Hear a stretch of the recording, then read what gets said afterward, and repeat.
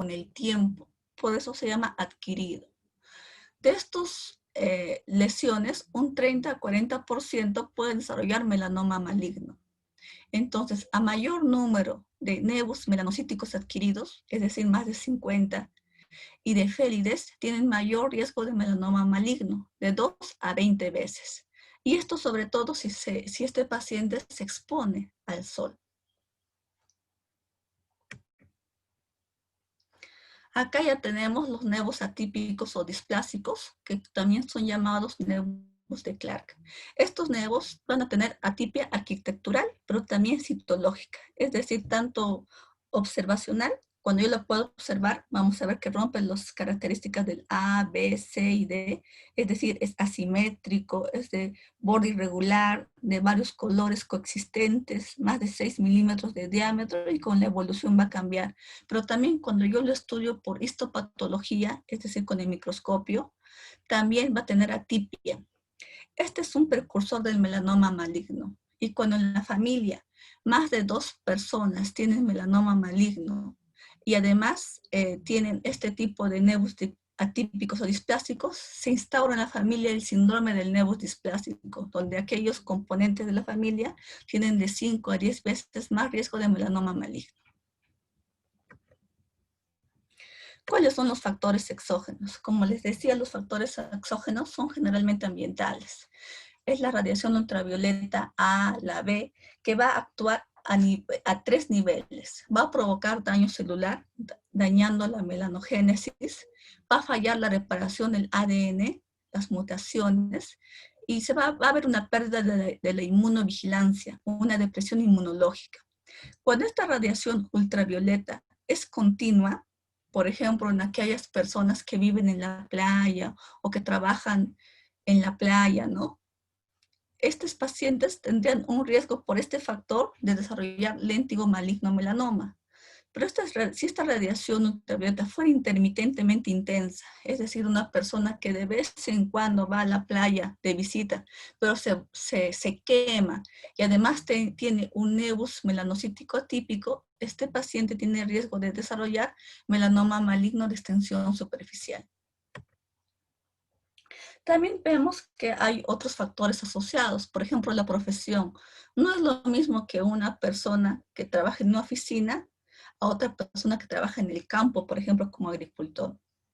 También el antecedente personal de melanoma maligno, las enfermedades previas, la inmunosupresión, como enfermedad renal crónica, VIH y el trauma.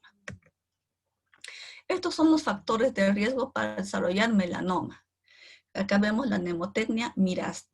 Son aquellos pacientes que tienen muchos lunares, imposibilidad de broncearse, aquellos pacientes que son rubios, pelirrojos o pecosos, fototipo 1, algún pariente con melanoma maligno, sol, quemaduras solares, menos de 15 años, 3 o más nevus atípicos, y que al examinarse encuentran una lesión que ha cambiado con el tiempo, es la evolución. Esta lesión, por ejemplo, puede haberse erosionado, ulcerado, ¿no?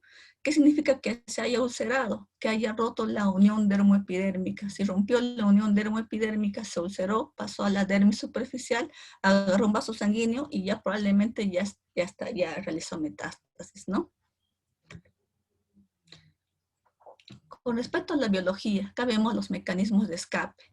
Acá un melanocito se va a transformar, se va a desarrollar un nevus melanocítico atípico, posteriormente un nevus displásico y de ahí el melanoma. El melanoma es sus 2 fases de crecimiento radial, vertical y crecimiento radial y posteriormente crecimiento vertical. Con respecto al desarrollo de la neoplasia, como ya vimos, se desarrolla por 3 factores: por el déficit inmunológico previo a la neoplasia, el déficit inmunológico por la neoplasia y el tumor que produzca clones con nula inmunogenicidad. A ver, acá he leído que ha hecho esas rayas la señorita Muñoz, que me responda. También he hecho una pregunta en el test. ¿Qué cosa es el modelo de Clark?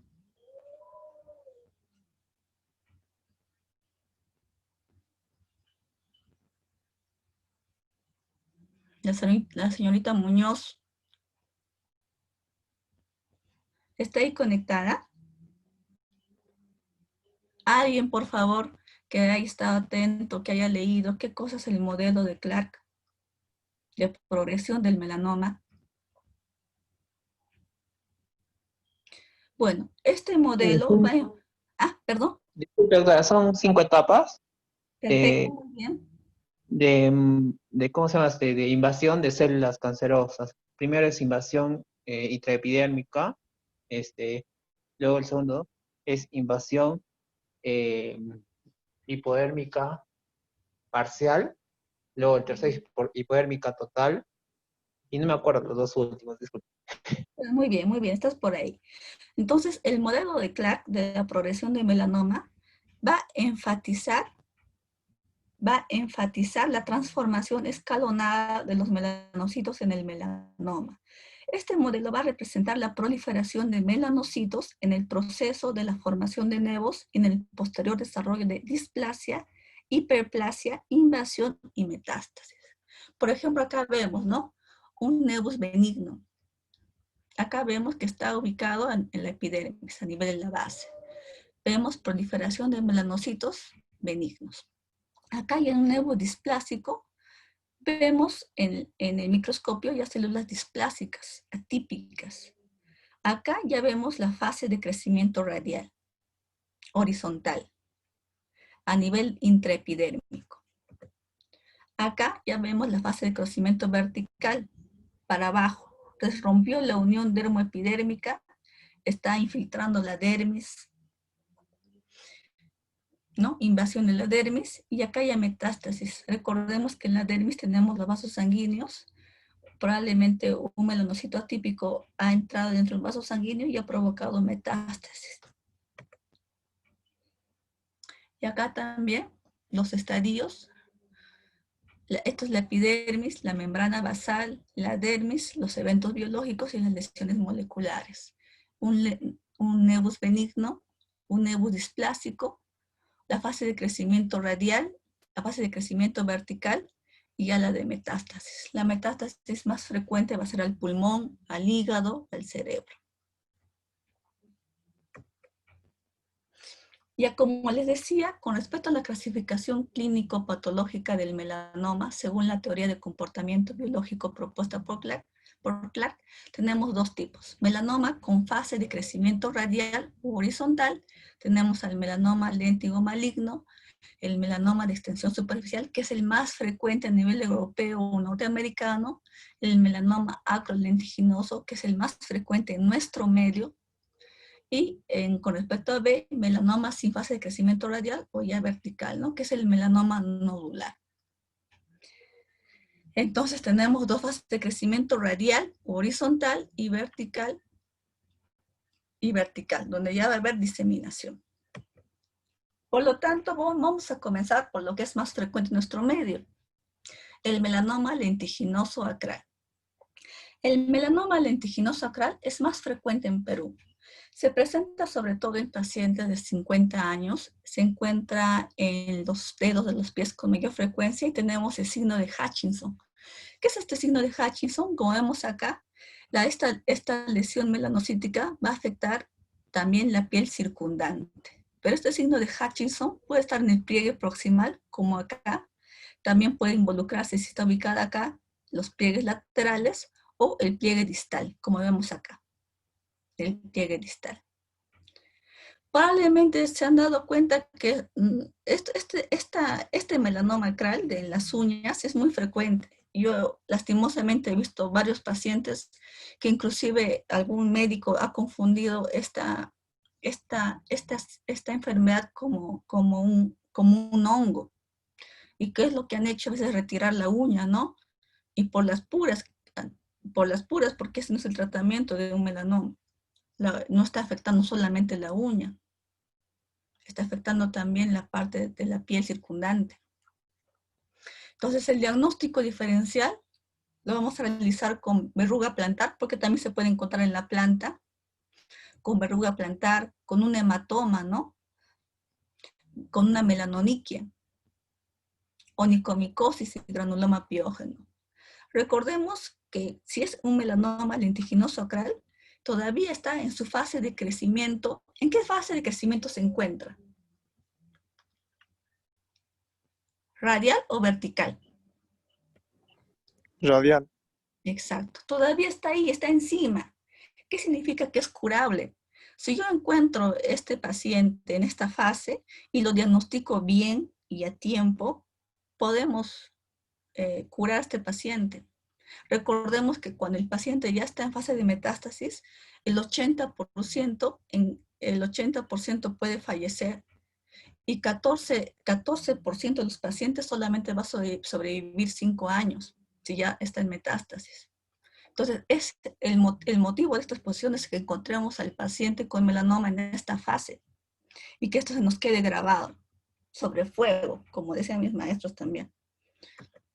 Entonces, ¿pero qué es una melanoniquia longitudinal? Que también van a ver con mayor frecuencia ustedes. Acá, por ejemplo, vemos esto de acá, esta línea es una melanoniquia longitudinal. Acá, por ejemplo, vemos esta melanoniquia longitudinal es una banda marrón de pigmento regular. Acá lo vemos con el dermatoscopio, que les voy a mostrar más adelante. Justo vemos esta banda marrón de pigmento regular. Acá igualito, acá igualito, acá igualito. Pero acá ya en el melanoma, esta banda marrón tiene ya un pigmento más irregular, como que varios tonos sobre la banda, ¿no? Y esto nos puede hacer sospechar de un melanoma.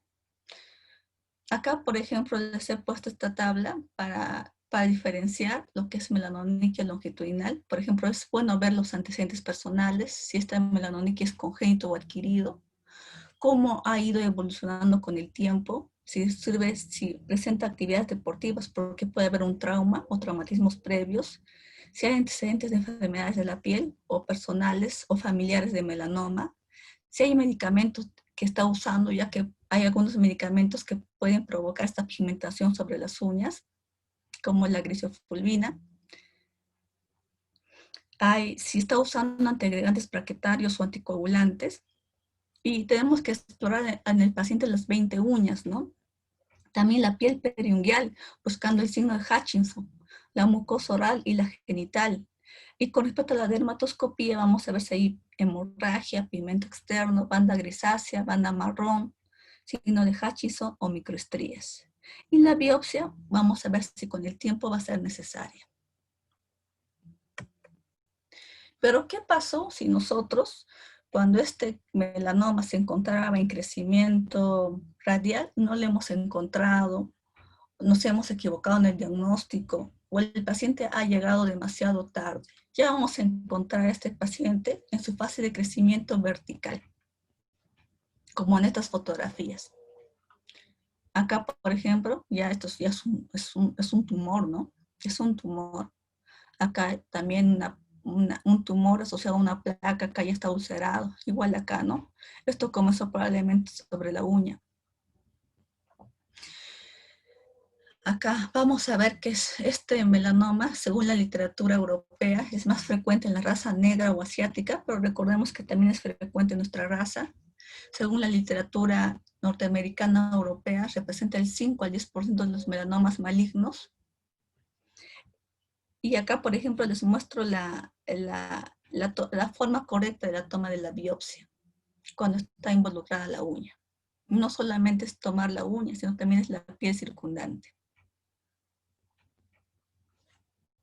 Acá, ¿qué significa que un paciente llegue en este punto?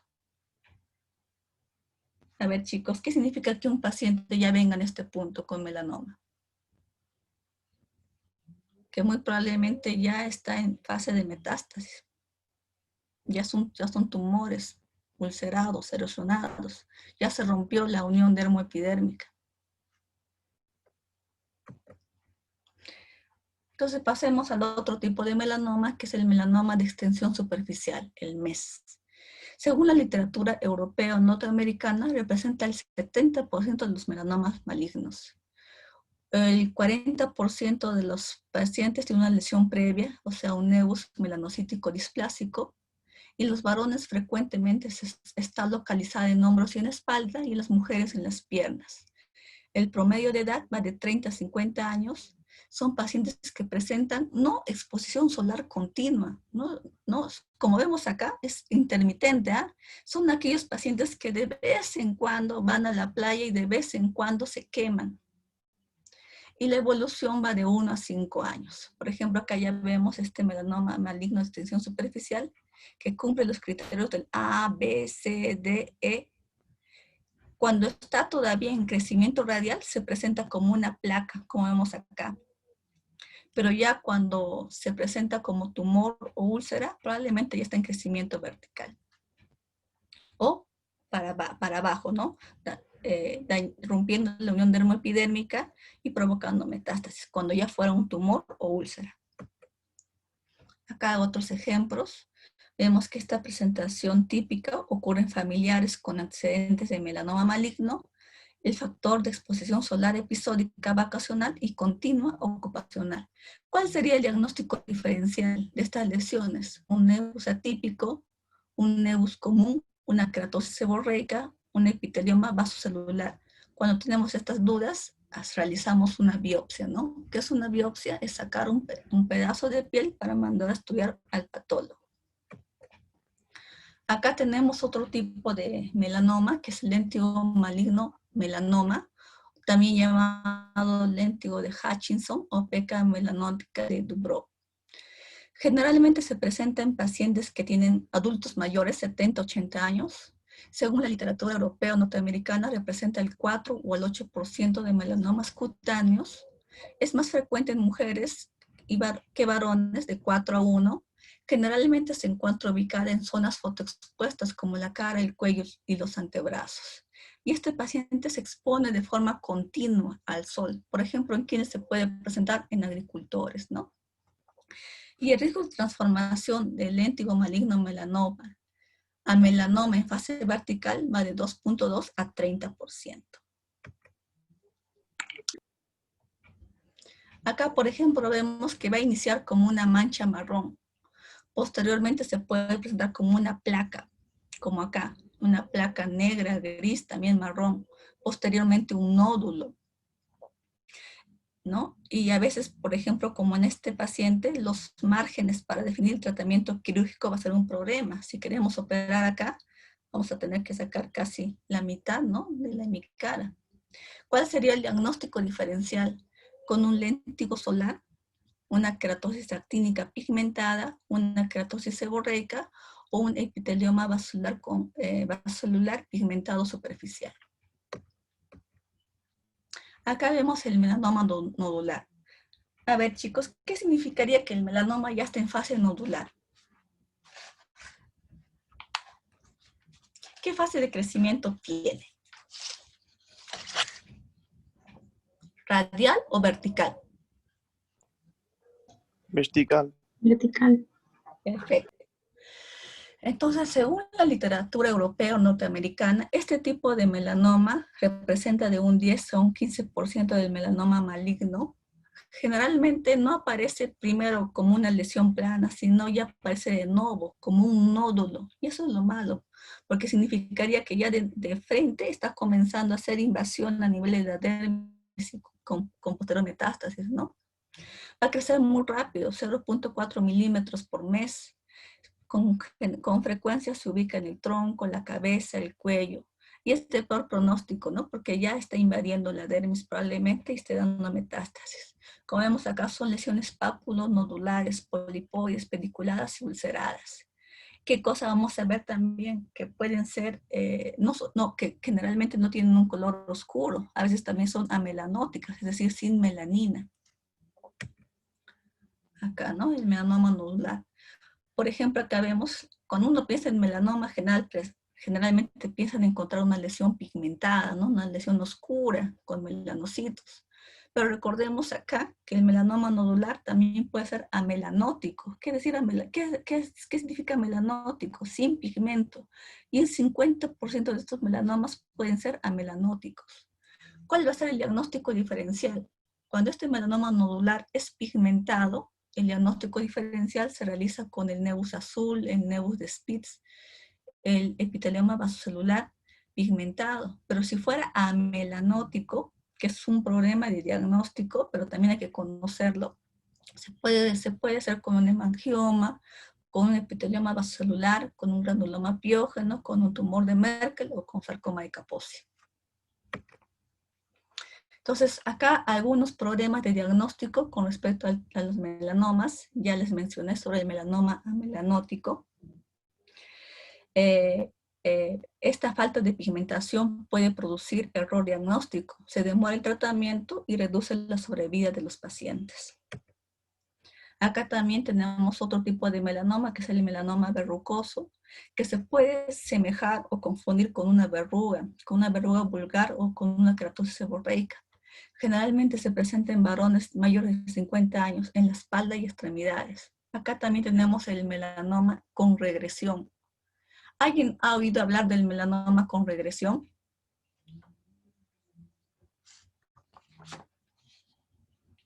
¿Qué significaría melanoma en regresión? ¿Es algo bueno, algo malo?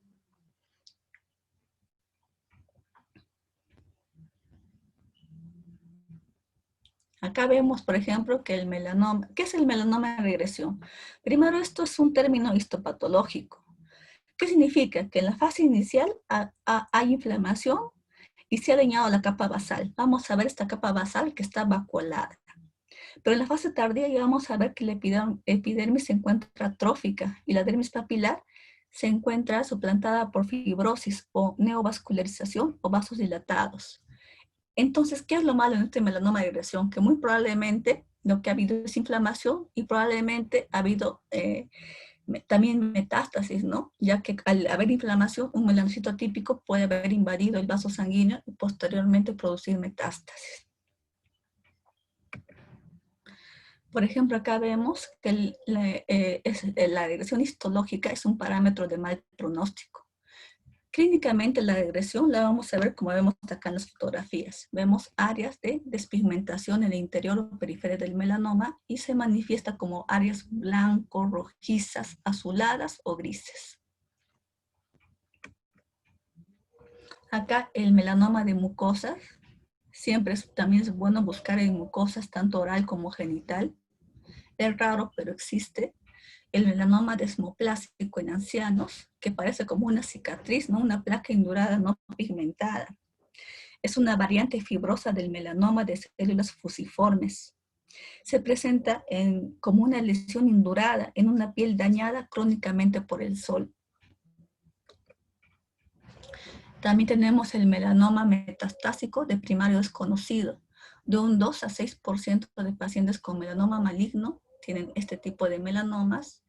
Generalmente van a dar esta metástasis, se presenta a nivel de ganglio, cerebro, pulmón, gastrointestinal o tejido celular subcutáneo. Y acá el diagnóstico. Ya ustedes muy bien lo saben, la regla del A, B, C, D y E del melanoma, ¿no? Ya saben que A es asimetría, dividimos en 4 cuadrantes. B, los bordes irregulares. C, el color abigarrado, heterocromático, varios colores en una sola lesión. El diámetro, más de 6 milímetros de diámetro, o lo que es equiparable a un borrador de un lápiz. Y E, puede ser elevación o evolución, ¿no? Que la lesión se haya elevado o que en la evolución se haya erosionado, ulcerado, y también que esté asociada a cambios clínicos, ¿no? Como estos. Esto es la dermatoscopía. Este aparatito es el aparato que nos acompaña a nosotros en la clínica, en el consultorio. Es una técnica diagnóstica no invasiva que aumenta la sensibilidad hasta un 35%. Es un microscopio con luz focal. Por ejemplo, cuando yo le enfoco esta lesión sospechosa, ¿qué es lo que voy a ver acá? Esto, por ejemplo, es un melanoma maligno de extensión superficial. Voy a ver retículo pigmentado atípico y glóbulos marrones y negros irregulares. Acá, por ejemplo, voy a ver proyecciones radiales irregulares y pseudópodos. Y esto me va a hacer sospechar de un melanoma maligno de extensión superficial. Entonces, en la dermatoscopía, por ejemplo, tenemos criterios que van a cumplir las lesiones melanocíticas, que son estos. Pero también obviamente cuando esto no cumple las lesiones, no cumple estos criterios, van a haber otro tipo de lesiones, ¿no? Acá, por ejemplo, tenemos los criterios de queratosis seborreica, de epitelioma vasocelular, de lesiones vasculares o de dermatofibromas, ¿no? Otro tipo de lesiones que no son melanocíticas. Con respecto a la histopatología, como les mencioné, ¿qué es lo que vamos a encontrar? Melanocitos grandes, de núcleo irregular, epitelioides, fusiformes. Los melanocitos, recordemos, solamente se encuentran en la capa basal, pero estos melanocitos van a ascender a la epidermis. Acá ya vemos nidos. Acá no debería haber melanocitos en estas capas superficiales. Va a haber pérdida del patrón, formación de nidos, zonas de regresión, fibrosis y nódulos, aumenta la mitosis. Recordemos que la mitosis en la piel se realiza de las 12 de la noche a la 1 de la madrugada. Nosotros generalmente hacemos consultas de día o de tarde. Entonces, cuando hacemos una biopsia, no deberíamos ver mitosis y reacción inflamatoria. Acá lo que vemos en un léntigo maligno melanoma. Acá un melanoma maligno de diseminación superficial. Acá ya un melanoma, una lesión asimétrica con distribución irregular del pigmento melánico. Y acá en este detalle podemos observar melanocitos atípicos y pleomórficos. Y algunos de ellos los vamos a encontrar ya en mitosis. Estos son los hallazgos patológicos del melanoma. Ya los vamos a presentar más adelante. Acá tenemos los indicadores de pronóstico, los niveles de Clark. Tenemos 5 niveles. Esto depende de en qué capa o subcapa encontramos al melanoma. Por ejemplo, 1 si es intraepidérmico o melanoma in situ, 2 si llega a la dermis papilar, 3 si ocupa toda la dermis papilar, 4 la dermis papilar es la dermis superficial, 4 si se ocupa la dermis reticular o profunda, y 5 si invade el tejido celular subcutáneo. Y acá el espesor de Breslow, que nos va a dar los rangos de la cirugía. Por ejemplo, si este espesor de Breslow es de menos de 1 milímetro, ¿qué significa? Que yo voy a tomar 1 centímetro alrededor de la lesión para operar, para realizar la cirugía de este melanoma. Y acá, ¿no? Les pongo de todos los espesores. ¿Cuál sería el rango de cirugía? Y acá vemos esta propuesta en la cual tenemos diversos estadios y criterios. ¿Para qué sirve esta propuesta? Nos da la supervivencia de los pacientes con melanoma teniendo en cuenta los datos histopatológicos para la estadificación. Entonces, quiero que esto quede de la clase que estamos realizando ahora. Que el mejor tratamiento para un melanoma es el diagnóstico precoz. Por ejemplo, recordemos que el melanoma maligno acral litiginoso es el más frecuente en nuestro medio. Si yo lo encuentro acá, lo diagnostico acá, lo puedo tratar y puedo curar al paciente de por vida.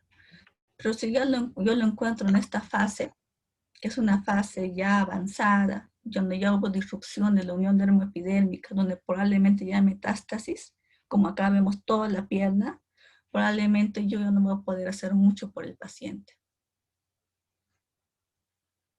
Entonces, esas otras respuestas al examen que se les envió, ¿no? ¿Cuál es el mejor tratamiento del melanoma? El diagnóstico precoz. Ya. Pero también el tratamiento va a incluir la cirugía. Es lo que va a dar mejor resultado, ¿no? En el tratamiento del melanoma. Ya vimos con respecto al espesor de Breslow cuáles van a ser los márgenes quirúrgicos. Se realiza una estéresis completa del tumor, incluyendo la fascia muscular en profundidad y márgenes laterales de 1 a 2 centímetros para menos de 2 milímetros de espesor y más de 2 centímetros para los mayores. También se realiza ganglio centinela. ¿En qué casos? Cuando el tumor tenga un espesor de más de 1 milímetro, tenga ulceración o un nivel 2 de Clark. Acá, por ejemplo, vemos un estudio con respecto a la biopsia selectiva de ganglio centinela a melanomas primarios con espesor de Breslow de más de 1 milímetro o factores de mal pronóstico asociados, que concluyeron que el 8.3% de los pacientes tenían afección metastásica ganglionar. Ya en ese punto, Y también tenemos tratamiento adyuvante con interferón alfa, donde lastimosamente hay un alto riesgo de recaída. Tenemos dos fases, la fase de inducción, la de mantenimiento. Lastimosamente no se libra de los efectos adversos como el síndrome pseudogripal, náuseas, vómitos, anorexia, neutropenia. También podemos usar citostáticos como la dacarbazina, la fotomustina, sobre todo en aquellos pacientes que han hecho metástasis ganglionar o cutánea, con muy pobre respuesta. También se puede realizar radioterapia, sobre todo post cirugía o paliativo, ¿no? Cuando ya hay metástasis ósea o cerebral. También se usa interleuquinas, la interleuquina 2 endovenoso. Tiene una respuesta de un 10% en enfermedades diseminadas, muy poca respuesta y una alta toxicidad. Y la interleuquina 12 se encuentra en estudio. También se puede usar antígenos para melanoma, péptidos tumorales sintéticos, anticuerpos monoclonales, y también está en estudio la terapia génica. Y estos son los factores pronósticos. La edad, que sea mayor de edad, el sexo es mejor si es mujer, la localización, el tipo de tumor, el índice de Breslow, el nivel de invasión de Clark, la ulceración, la regresión tumoral, el índice mitótico, la satelitosis microscópica, que satelitosis significa que voy a metástasis, pero a nivel distal, ¿no? Invasión vascular, infiltración ganglionar, metástasis y el DHL. Acá, por ejemplo, les muestro un caso clínico que vi el año pasado. Esta paciente es una paciente mujer de 70 años, que ella me comentaba que comenzó con una lesión sobre la uña.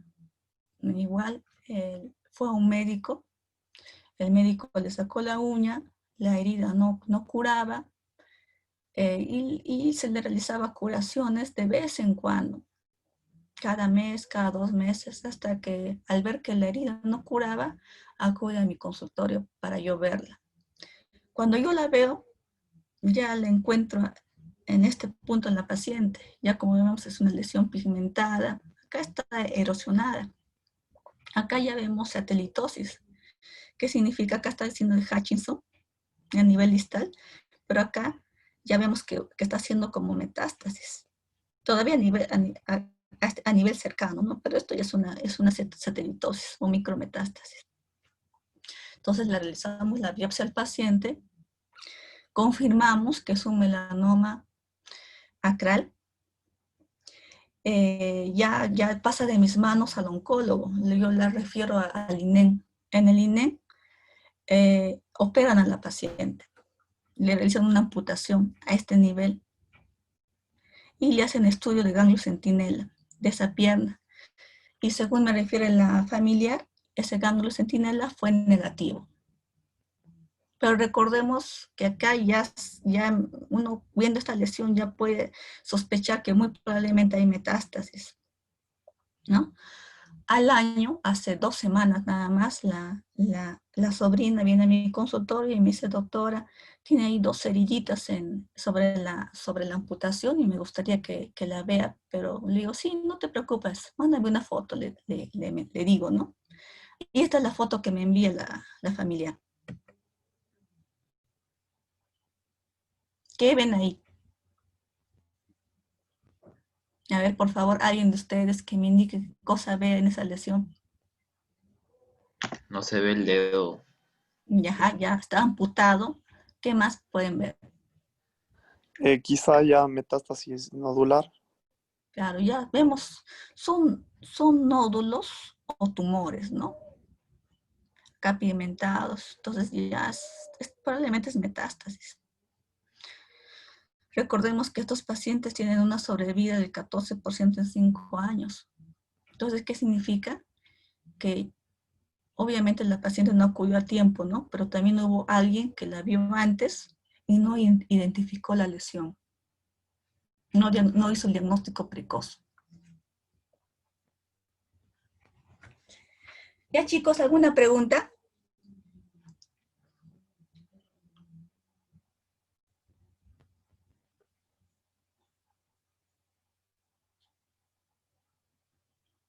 Ponente, una consulta. Esa parte del tema, solo que como ya faltan 10 minutos, tengo que hacerlo, será porque realmente me ha gustado mucho la ponencia y más bien la felicito a usted por promover este tipo de actividades que nos complementan mucho, sobre todo nuestra salud, que es lo más primordial.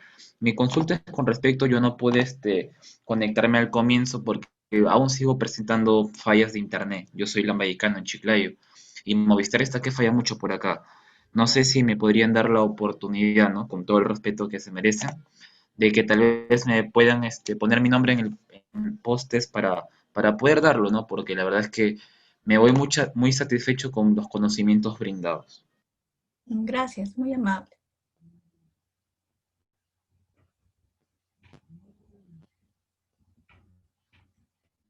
Bueno, chicos, muchas gracias por la invitación. Doctora Karen, muchas gracias a usted por su participación y por su apoyo en esta ponencia, que es justamente el último día de la Semana del Perú contra el Cáncer que estamos realizando con la Sociedad Científica de Estudiantes de Medicina. Y bueno, quisiera compartir un reto, permítame por favor, este reconocimiento que se le va a hacer llegar a usted. Por haber participado, en agradecimiento a su participación como ponente en la ponencia virtual Melanoma, realizado el día de hoy, domingo 18 de octubre, bueno, de este año, ¿no? Esto es un agradecimiento que se lo presentamos a usted por habernos apoyado en esta ponencia de la Semana contra el Cáncer. Muchas gracias, doctora. Muchas gracias. Muchas gracias. Buenas tardes. Buenas tardes, doctora. Hasta luego. Hasta luego. Felicidades, maestra. Gracias, gracias.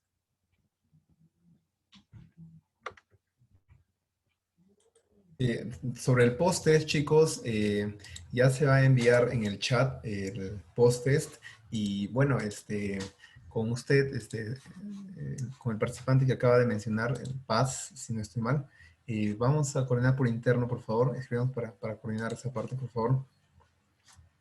Claro, envío un mensaje a qué número. Lo que pasa es que creo que son varios organizadores y no sé a quién escribir. O me van a escribir a mi número. Estoy escribiendo en el chat. Claro, ahorita lo escribo a mi número. El mensaje. Ya ahí ¿Escribo mi número o mi nombre? No, escríbeme al chat. Yo escribí ahorita un mensaje en Semana Perú contra el Cáncer. Envíame el mensaje. Ahí escríbeme, por favor. Ah, ya. Así. En WhatsApp. Sí, por favor. No se preocupen. Ya. Chicos, muchas gracias por su participación una vez más. Bueno, este es el último día. La certificación ya se le va a estar haciendo en adelante. Y bueno, si nadie tiene alguna duda o pregunta, ya nos podemos retirar, chicos. Muy bien, el post-test ya ha sido enviado en el grupo de WhatsApp, así que por favor ya pueden resolverlo. Ya saben que es un requisito principal para recibir el certificado, con 5 puntos válidos para intercambio, ¿no? Muchas gracias, chicos, por su participación. Y bueno, ya pueden ir retirándose, no hay ningún problema. Hasta luego, chicos. Que tengan una bonita tarde.